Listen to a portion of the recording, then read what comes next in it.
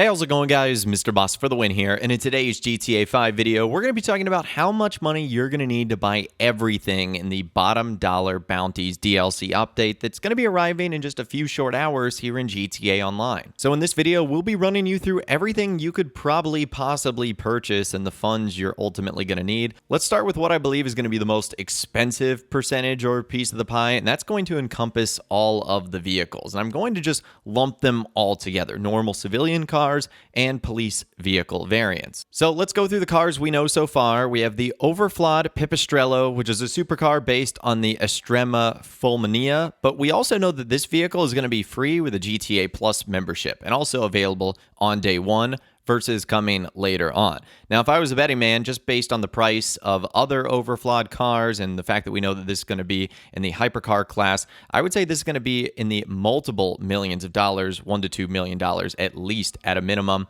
And that doesn't include any of the customization. Our next vehicle is a Benefactor Saloon, most dominantly based on the Mercedes-Benz W201. This could not only be seen in the artwork of the official DLC, but also in the trailer multiple times. Looks like it has some sweet customization. We also see a Bolicon concept vehicle, which is a concept car based on the Hyundai Envision 74. We also see a brand new Anus Coupe, which is based off of the Bentley Mulliner Batur. We have what looks to be a customized second generation of the De Classe Burrito, which is going to serve as our bail enforcement van. And then so far, we've seen three new versions of police variant cars: the Bravado Dorado, the De Classe Greenwood, and the Impaler SZ. So just from what we've seen in the artwork, screenshots, and trailer, that gives us 8 new cars. But that doesn't include everything you're likely to spend your money on regarding new cars and vehicles. We also know that 3 existing vehicles will be eligible for drift tune upgrades at the Los Santos car meet,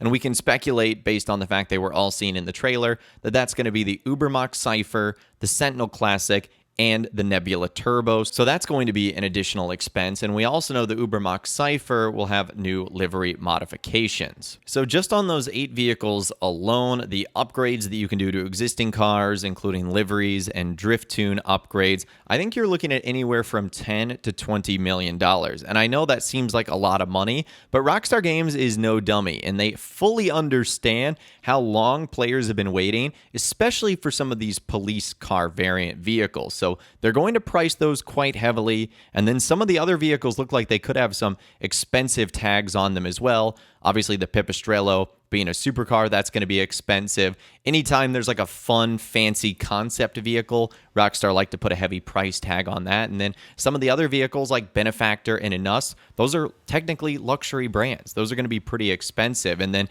you're obviously going to have to customize all those vehicles. So I don't think it's out of the realm of possibility that once you're done with all those cars, and that's just the ones we know so far, it's going to be around $10 to $20 million that you're ultimately going to need. And then that brings us to our new property, the bottom dollar bail enforcement office. And currently there's only one location that we've seen for it so far, but I do believe there's a good chance that there will be multiple different office locations, possibly ones out in sort of Sandy Shores or Grapeseed or Palito Bay or Blaine County. There could be multiple different offices that you choose from that might all vary in price depending on where they're located. We also know, thanks to some recent leaks, that these offices will at a minimum have sort of the basic upgrades like style and sleeping quarters and the ability to add a safe for passive income. That's going to add a couple more $1,000s to $1 million or $2 million to the total price, of which I think will be around $1 million or $2 million to get this entire thing started. And that's just at a minimum. We also know that there looks to be room for vehicles to be stored there. There could possibly be upgrades to store more. But either way, getting involved in this business and this property is going to have a little bit of a startup cost. Now, other than that, I feel like there's only a couple more sort of miscellaneous things we're going to pay for in this update. And that looks like some weapons, at least some new variations of weapons. One of them is the stun gun. We know that that's going to have a new livery and tent that's available. Whether or not we have to purchase that or not, or whether it's given to us, is still unknown. And we also know, again, thanks to some recent leaks that have just come out, that there's going to be a new stun rod, which is kind of an electrified baton, a stun gun, and stick combo in one. There's a good chance that we will have to pay for that as well. So there is going to be some weapons that we will have to pay for. We also know there's going to be other things that our characters can purchase, probably like new haircuts, tattoos, things like accessories and clothing.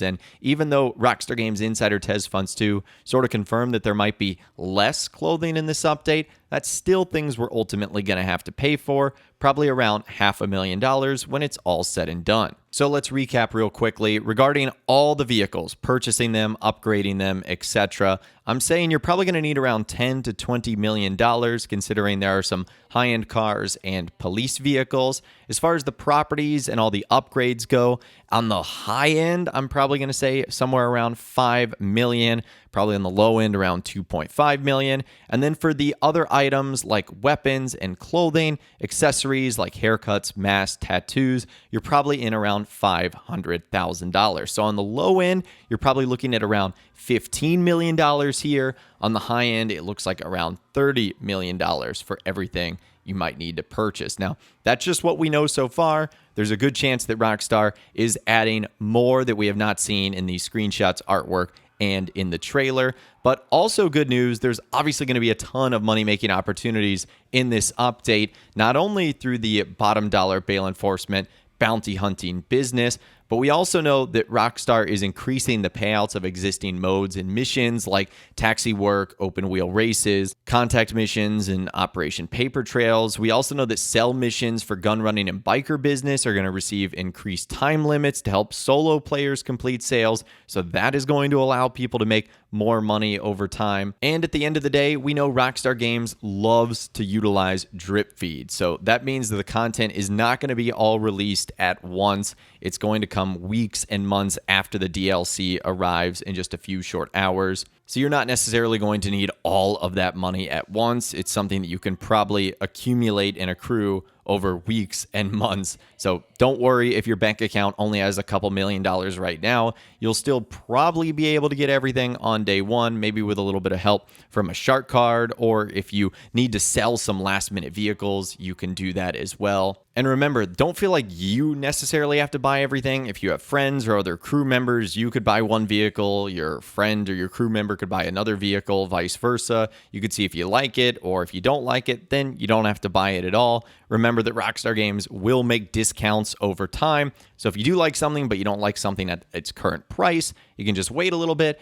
And last but not least, you can just watch my videos that I'll be doing. I'll be showing you everything that you can do, buy, and experience in this update once the DLC arrives. So stay tuned here on my channel for those videos, and let me know in those comments down below how much money you're ultimately going to need for this DLC. I'd love to hear from you guys down there. If you guys did go and enjoy this video, though, a like rating would, of course, be awesome. And be sure to subscribe to my YouTube channel if you are new. You want to stay up to date on all the Rockstar Games videos and bottom dollar bounties DLC videos that I'll be doing here on my channel. And be sure to ring that notification bell as well. Sometimes YouTube just doesn't work, and if you ring that bell, you'll always be guaranteed to be notified when new videos arrive. But of course, as always, guys, thank you all so much for watching. Take care, and I'll see you guys in the next video.